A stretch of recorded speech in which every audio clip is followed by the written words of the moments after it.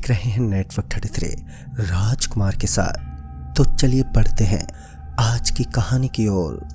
दोस्तों, मेरा नाम भावेश है और मैं राजस्थान का रहने वाला हूँ। मैं राजस्थान के एक छोटे से गांव का निवासी हूँ। दोस्तों, ये उन दिनों की बात है जब पुलिस कांस्टेबल के एग्ज़ाम चल रही थी। एग्ज़ाम के उन दिनों में मैं अपने भाई के साथ सन 2022 के इस साल में सुबह सुबह ट्रेन में बैठकर स्टेशन के लिए रवाना हुआ। हमें चूरू से जयपुर के लिए निकलना था और जल्दबाजी में हमसे एक बड़ी भूल हो चुकी थी। दरअसल हम दोनों ने ट्रेन में बैठते वक्त टिकट ही नहीं कटवाई और उसकी वजह थी कि हमें काफ़ी देरी हो रही थी।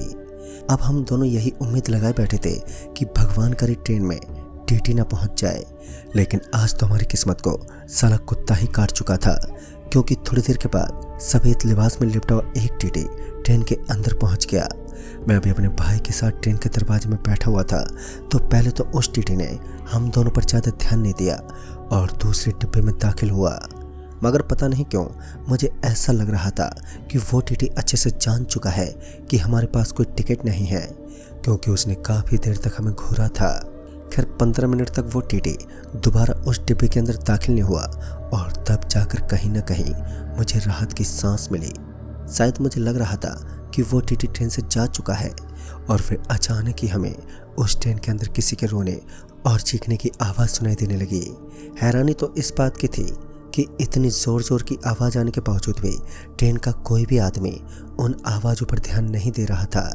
फिर मैं एक आदमी से बोल पड़ा, अरे भाई साहब, ये आवाज़ कहाँ से आ रही है? तो वो आदमी मुझे घूरते हुए बोला, कौन सी आवाज़ की बात कर रहे हो आप? हमें तो यहाँ पर कोई भी आवाज़ सुनाई नहीं दे रही है। और उसके एग्जैक्ट बाद ही हमें भी वो आवाज़ आनी बंद हो चुकी थी। ताजुब की तो बात ये थी कि इस आवाज़ को सुनने वाला एक मैं ही अकेला इंसान था। मेरे भाई को भी इस आवाज़ का कोई अता पता नहीं था, जो सच में काफ़ी अजीब था। लगभग 3 घंटे का सफ़र अभी भी बाकी था। धूप लगातार बढ़ती ही जा रही थी, या फिर ऐसा कहें कि धूप अपनी चरम सीमा के साथ आसमान में आतंक मचा रही थी। दोपहर के 12:30 बज चुके थे। ट्रेन अपनी अच्छी खासी रफ्तार के साथ में पटरियों पर भाग रही थी। सामने की तरफ धूल उड़ रही थी, क्योंकि ट्रेन का इंजन इस समय अपनी फुल स्पीड में था। फिर अचानक ही मेरा भाई जल्दी से ट्रेन के दरवाजे से उठता हुआ बाथरूम में घुस गया। और जब मैं उसके पीछे पीछे बाथरूम में गया तो मैंने देखा कि वहाँ पर एक टीटी खड़ा था। बाथरूम के अंदर टीटी को देखने के बाद मेरे तो होश ही उड़ गए। मैं अपने भाई का हाथ पकड़ते हुए उसे बाहर की ओर खींचने लगा, लेकिन इसी हड़बड़ाहट में टीटी ने हम दोनों को देख लिया। और जिस कारण मैं एकदम नॉर्मल होता हुआ अपने भाई का हाथ पकड़ते हुए बाथरूम से बाहर निकलने लगा। लेकिन पता नहीं उस टीटी को हम दोनों पर ऐसा कौन सा शक हुआ जिसकी वजह से वो टीटी मुझे टिकट दिखाने को बोलने लगा, और अब मेरे पास टिकट नहीं थी। तब मैंने आत्मसमर्पण करते हुए कहने लगा कि स्टेशन पर ज़्यादा भीड़ होने की वजह से मैं टिकट नहीं कटवा पाया। मेरी इतनी बात सुनने के बाद उस टीटी ने मुझे तुरंत ही बाथरूम से निकलने को कहा। लेकिन इसी बीच मेरी नज़र वहाँ चारों तरफ बिखरे खून के धब्बों पर पड़ी, तो मेरी आंखें फटी की फटी रह गई। मैं जानना तो चाहता था कि आखिर ट्रेन के अंदर खून के धब्बे कहाँ से पहुँच गए, लेकिन ये कतई आसान नहीं था, क्योंकि मैं टीटी के सामने अपना मुंह भी अकेला खोलता तो उस समय मैं उस टीटी को अपनी तिरछी नज़रों से घूरते हुए बाथरूम से बाहर निकल गया। पता नहीं क्यों, लेकिन उस वक्त वो टीटी मुझे थोड़ा घबराया हुआ सा नज़र आया। पता नहीं क्यों, मगर उस टीटी को देखकर तो ऐसा ही फील हो रहा था मानो उसने कुछ तो गलत किया है। फिर जब मैं वापस ट्रेन की बोगी के अंदर तक पहुंच गया तो 2 और लोग उस बाथरूम के अंदर दाखिल हुए। मैं भी उसी बाथरूम के बाहर खड़ा होकर उन दोनों के बाहर आने का इंतज़ार करने लगा। और कुछ समय के बाद जब वह दोनों बाथरूम से बाहर निकले तो उनकी हालत बिगड़ी हुई लग रही थी। ऐसा लग रहा था मानो उन दोनों ने किसी आत्मा के दर्शन कर लिए हो। जब मैं उनके पास पहुंचा तो उन दोनों का पूरा बदन पसीने से लथपथ हो चुका था। पहले ही ट्रेन के अंदर भीड़ की कोई कमी नहीं थी, और अब ऊपर से ये करतूत ट्रेन के माहौल को बिगाड़ रही थी। पूरी ट्रेन खचाखच भरी हुई थी, और इस बात से सब लोग अच्छी तरह रूबरू थे कि जयपुर जंक्शन के बाद सभी लोग ट्रेन से नीचे उतर जाएंगे और ट्रेन को एक राहत की सांस मिलेगी। लेकिन ट्रेन को जयपुर पकड़ते पकड़ते अभी तो काफ़ी वक्त लगने वाला था। एक और गहरा शोर शराबा मचा हुआ था, तो वहीं दूसरी तरफ ट्रेन के दरवाजे से बाहर का माहौल धूप के अंदर एकदम शांत पड़ा था। और फिर ट्रेन के कुछ समझदार लोगों ने सभी यात्रियों को ट्रेन के अंदर नीचे बैठने को कहा, क्योंकि उस जोरदार गर्मी के बीच सभी लोगों को पसीने की बदबू आने लगी और कुछ लोग तो उल्टियां तक करने लगे थे। लेकिन जैसे तैसे ट्रेन जयपुर जंक्शन पर दाखिल हुई और तब जाकर मुझे बाहर की एक सांस लेने का मौका मिला। मैं अपने भाई के साथ वहां से सिंधी कैंप के लिए रवाना हुआ। दरअसल सिंधी कैंप पर आसपास की सारी बसों का स्टैंड है और वहीं पर मेरी बुआ का लड़का पहुंचने वाला था, तो उसे लेने के लिए पहले तो मैं सिंधी कैंप पहुंचा और फिर वहां से वापस रेलवे स्टेशन पर दाखिल हुआ।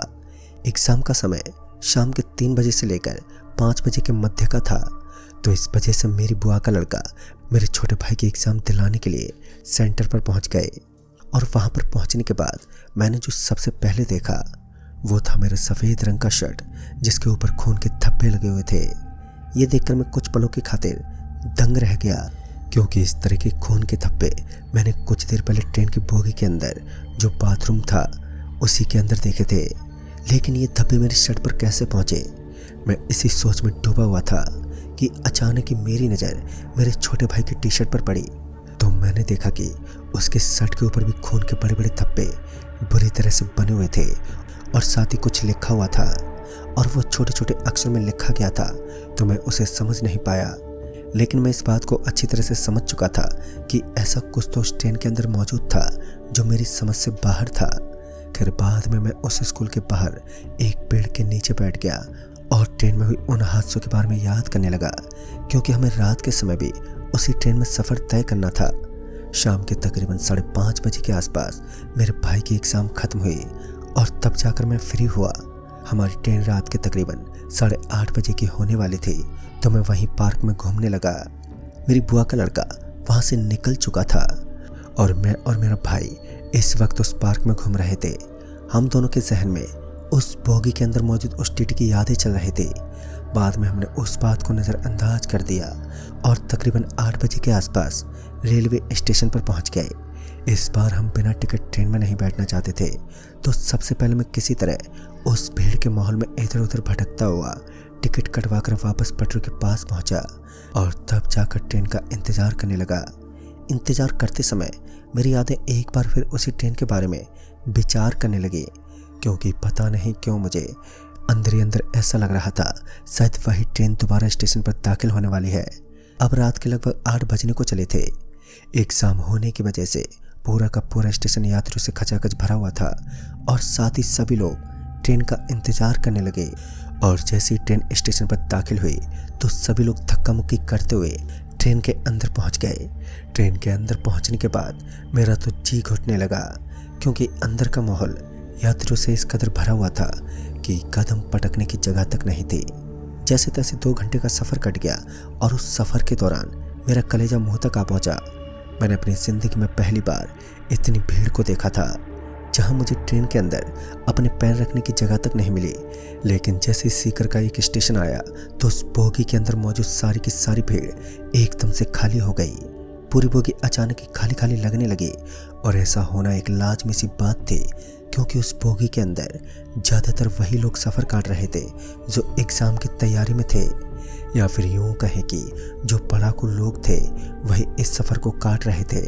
और वैसे भी सीकर जिला अक्सर उन लोगों के लिए विख्यात है जो पढ़ाई के मामले में काफ़ी आगे रहते हैं। खैर, सीकर के स्टेशन को जब ट्रेन क्रॉस करते हुए आगे निकल गई तो मुझे एक सीट खाली पड़ी हुई दिखाई दी और फिर मैं उस सीट पर बैठ गया। इस समय हमारे पास टिकट मौजूद थे, तो मुझे टीटी का कोई डर नहीं था। मेरा भाई मेरी बगल वाली सीट पर बैठा हुआ था। ट्रेन भी अच्छी खासी रफ्तार के साथ एक बार फिर गूंजती हुई उसी सन्नाटे से भरे माल को चीरते हुए आगे की तरफ बढ़ने लगी। आगे आने वाले 3 स्टेशन के बाद ट्रेन की बोगी पूरी तरीके से खाली हो चुकी थी। बाहर का नज़ारा भी अब एकदम खामोश था। एक शांत माहौल था, मानो कुछ देर पहले भी ट्रेन के अंदर कोई मौजूद ही नहीं था। और इतने में ही मेरा भाई जोर से चिल्लाया और अपने भाई की आवाज़ सुनते ही मैं उसकी तरफ देखते बोला, अरे छोटे, क्या हुआ? चिल्ला क्यों रहा है? तो उसने मुझे ट्रेन के बाथरूम की तरफ देखने का इशारा किया। लेकिन जब मेरी नज़र ट्रेन के बाथरूम पर पड़ी तो वहाँ पर मुझे कोई भी दिखाई नहीं दिया।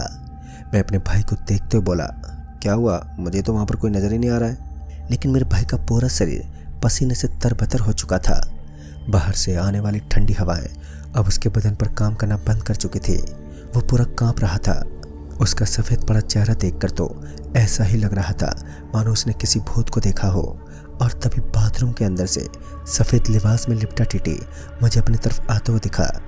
उस टीटी के हाव भाव को देखकर ऐसा ही फील हो रहा था मानो अब ये मुझे टिकट के बारे में पूछने वाला है। लेकिन उसने इसका उल्टा किया।